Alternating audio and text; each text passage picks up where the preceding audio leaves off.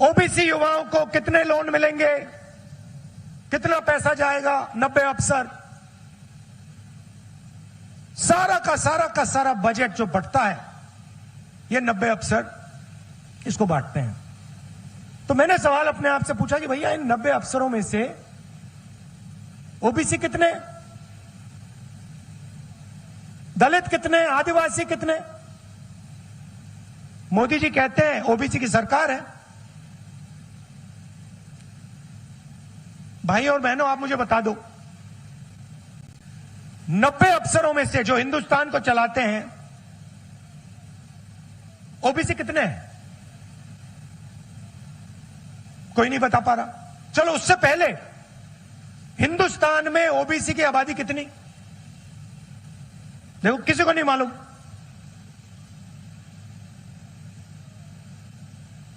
हिंदुस्तान में ओबीसी की आबादी कितनी, किसी को नहीं मालूम।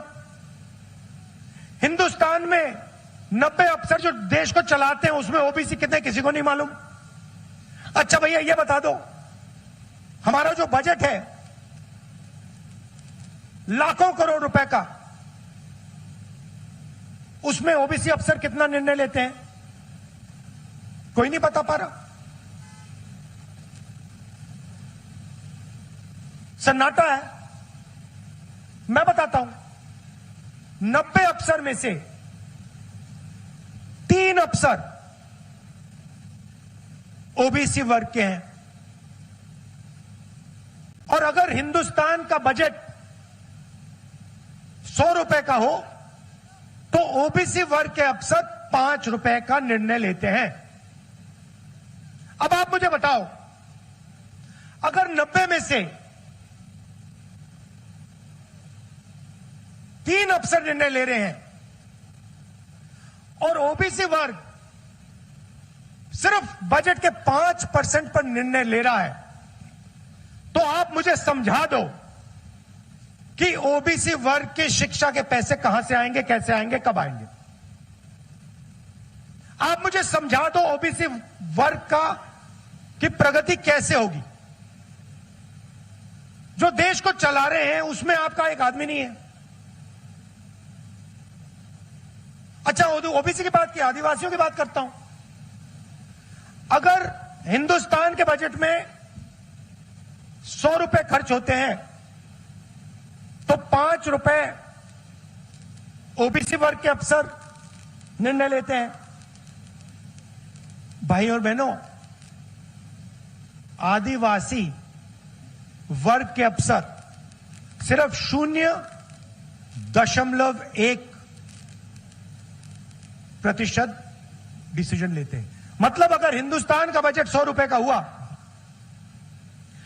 तो आदिवासी अफसर 10 पैसे का निर्णय लेते हैं। अब जैसे ही मुझे यह बात समझ आई,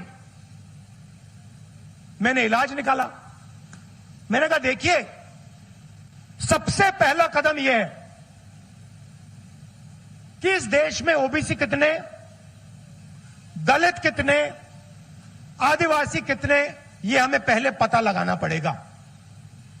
पता लगाने का तरीका जाति जनगणना। जाति जनगणना के बाद पूरे देश को पता लग जाएगा कि भैया इस देश में ओबीसी इतने, दलित इतने, आदिवासी इतने, और फिर सब वर्ग को सरकार चलाने में भागीदारी मिल सकेगी। ओबीसी युवा आज भटकता है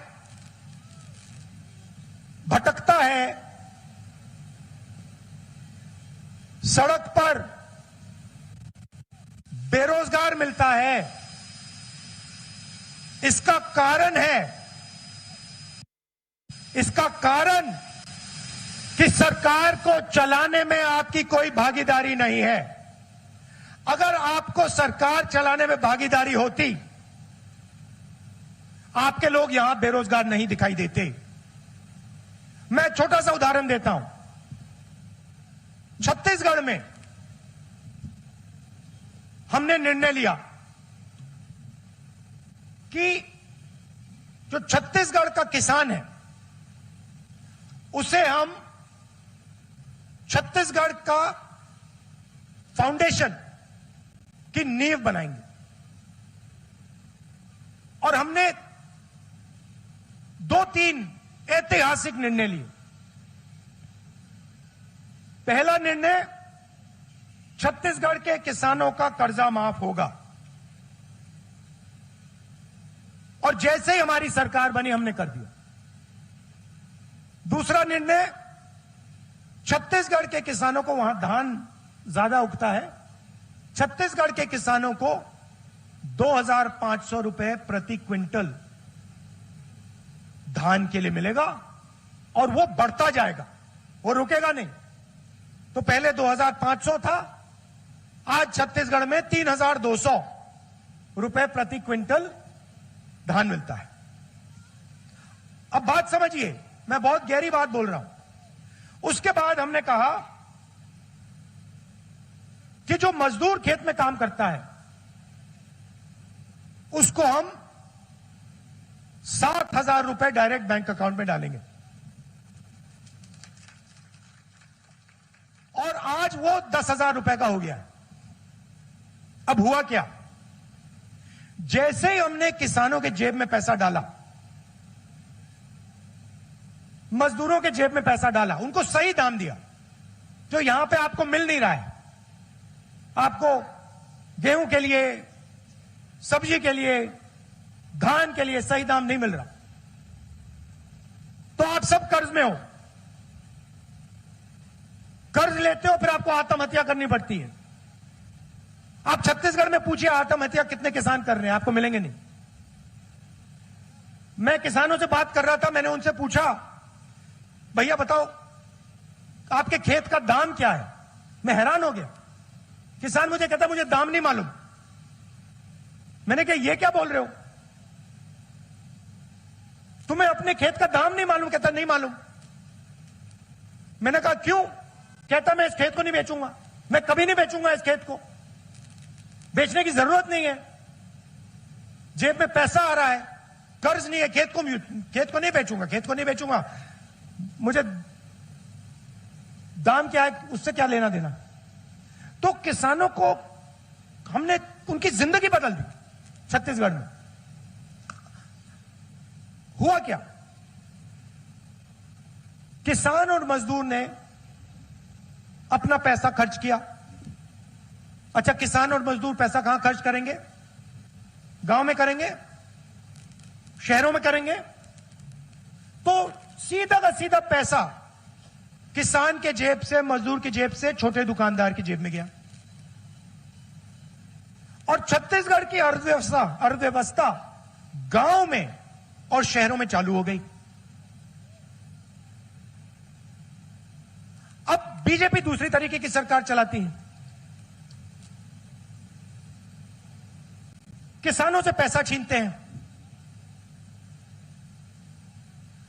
यहां पे किसी भी किसान से पूछ लो, फसल बीमा योजना का पैसा आपको मिला, नहीं मिला, नहीं मिला, नहीं मिल सकता। मैं बताता हूं किसको मिला। भाइयों और बहनों अच्छी तरह सुनिए, तकरीबन 30,000 करोड़ रुपया किसका पैसा, ओबीसी वर्ग का पैसा, दलित का पैसा, आदिवासी का पैसा,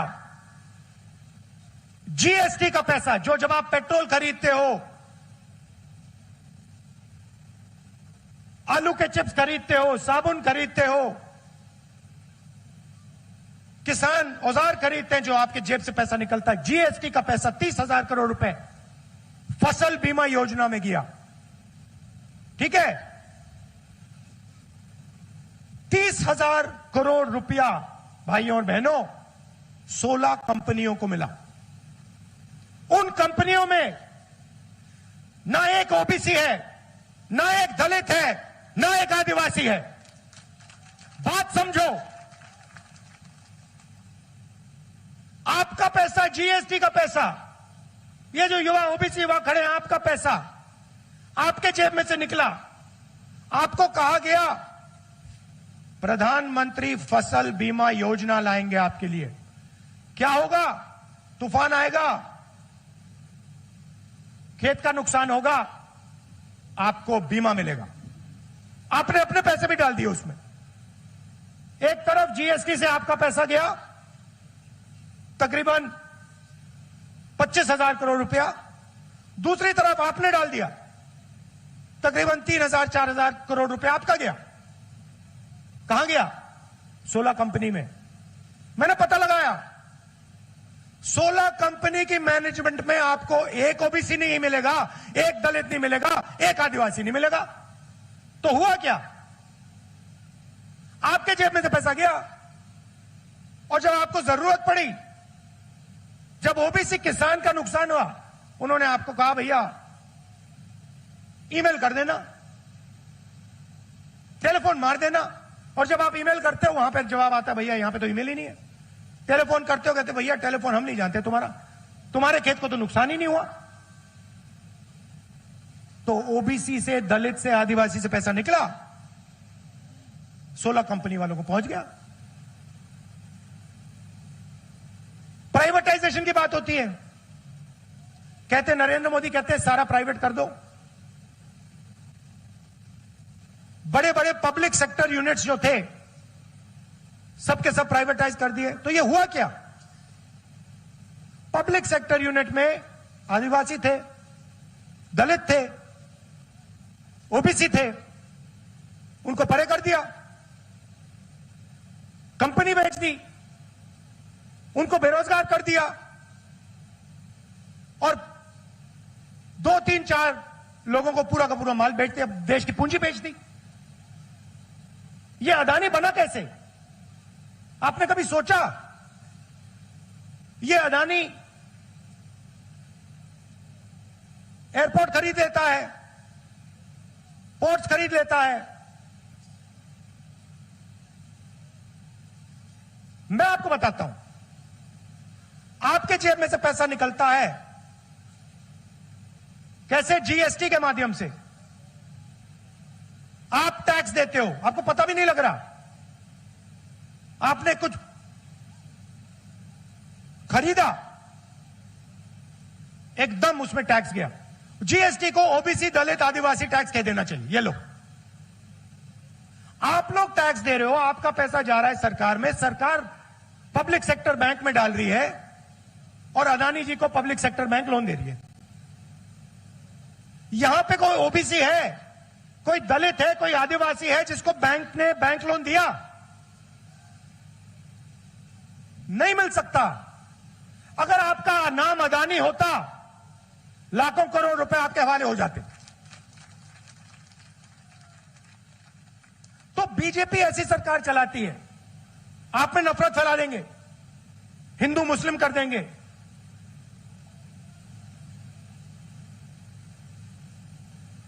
एक जात को दूसरी जात से लड़ा देंगे और फिर आप जीएसटी में पैसा डालोगे।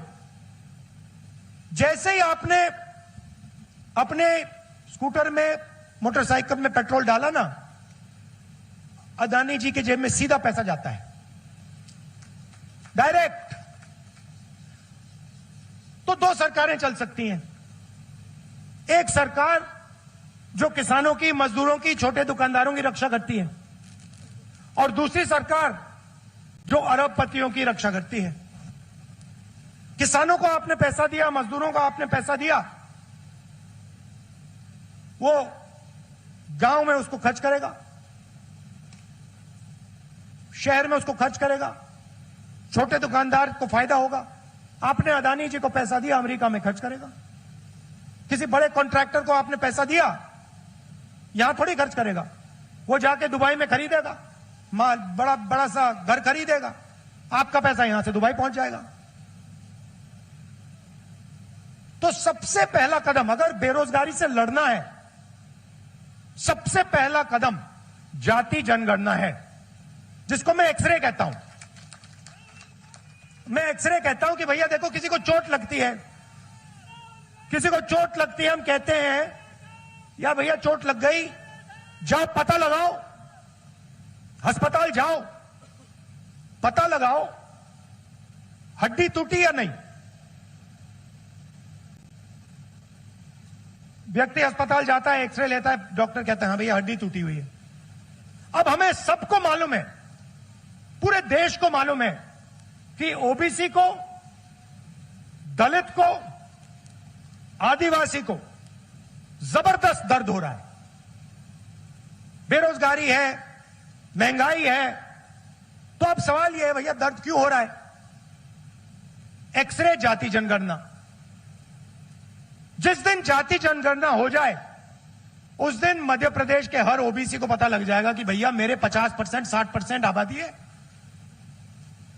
मेरे 60% अगर आबादी है, 50% आबादी है, तो हिस्सेदारी क्यों नहीं है? मैं बेरोजगार क्यों हूं?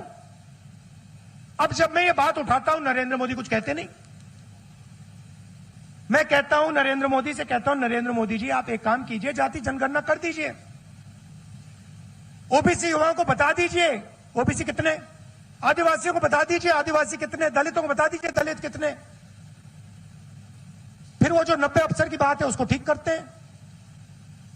नरेंद्र मोदी जी कहते हैं भैया जात तो है ही नहीं,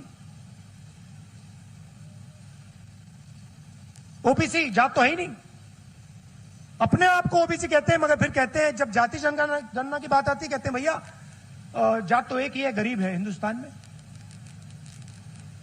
और मैं जहां कन्याकुमारी से कश्मीर गया, मुझे गरीब में कौन दिख रहा है? ओबीसी, दलित, आदिवासी।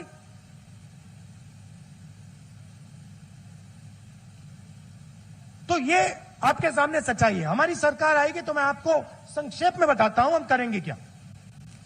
सबसे पहले जैसे हमने छत्तीसगढ़ में किसान को, मजदूर को, छोटे दुकानदार को प्रदेश की नींव बनाई, वो हम यहां पे आपके लिए कर डालेंगे। मतलब किसान को, मजदूर को प्रोटेक्शन होगी, सही रेट मिलेगा, कर्जा माफ की जरूरत होगी तो कर्जा माफ हो जाएगा। क्योंकि हम जानते हैं जब तक किसान और मजदूर मजबूत नहीं होगा तब तक छोटा दुकानदार, छोटा बिजनेस वाला मजबूत नहीं होगा, और जब तक छोटा बिजनेस वाला मजबूत नहीं होगा तब तक रोजगार नहीं मिल सकता। पूरा का पूरा कनेक्टेड है।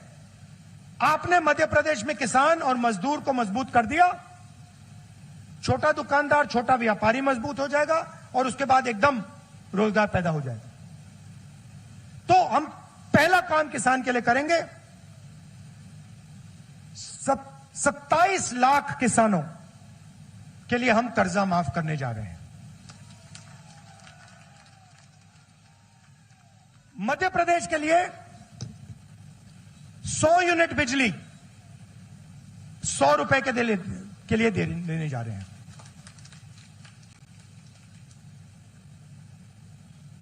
हमने यह वायदा किया था और हमने यह वायदा पूरा कर डाला। पहले दिन हमारी कैबिनेट में हमने यह वायदा आपको पूरा करके दिखा दिया, और यही हम फिर से करने जा रहे हैं। नरेंद्र मोदी जी 14 लाख करोड़ रुपए हिंदुस्तान के सबसे बड़े उद्योगपतियों के लिए माफ किए हैं। 14 लाख करोड़ रुपए। और जब हम उनसे कहते हैं कर्जा माफ कीजिए किसानों का, वो कहते हैं नहीं करेंगे। तो 2 लाख रुपए तक का कर्जा मध्य प्रदेश की कांग्रेस की सरकार यहां किसानों के लिए माफ करने जा रही है। जो हमने छत्तीसगढ़ में किसानों के लिए किया,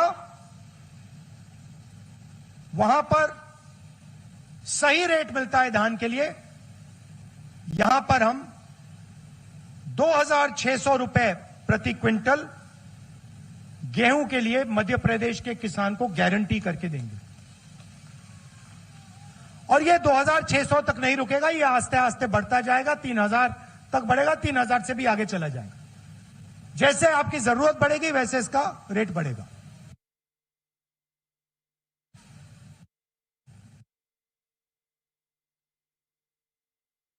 हम मध्य प्रदेश के किसान को गारंटी करेंगे 2,500 रुपए प्रति क्विंटल आपको मिलेगा।